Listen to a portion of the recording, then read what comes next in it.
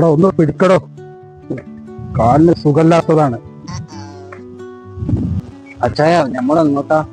എടോ നമ്മുടെ തെങ്ങും തോട്ടം വരെ ഒന്ന് പോണം. വല്ല തേങ്ങായി അവിടെ വീണ് കിടക്കുന്നുണ്ടോ നോക്കണം. അത് പെറുക്കി കൊണ്ടാനാ. ഇതാവേ ആ തെങ്ങയിലെ തോട്ടില് വല്ലത് ഉണക്കാ തേങ്ങ വീണിട്ടുണ്ടോ നോക്കാം.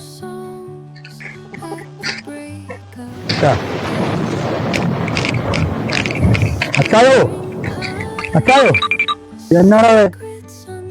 അച്ചായ നമ്മുടെ ഔസോപ്പച്ചല്ലേ കടയിൽ നിന്നൊരു മാങ്ങ വാങ്ങിക്കച്ചതാ. അണ്ടി ചങ്കിലിരുന്നിട്ട് ആശുപത്രി കൊണ്ടുവരും. ഓ എന്നാ കർത്താവ് ഞാൻ ഈ കേൾക്കുന്നത്?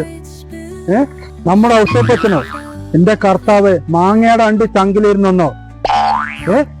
എന്നാ ഞാൻ കേൾക്കുന്നത്? കർത്താവ് എന്റെ ഔഷധപ്പച്ചനെ കാക്കണമേ.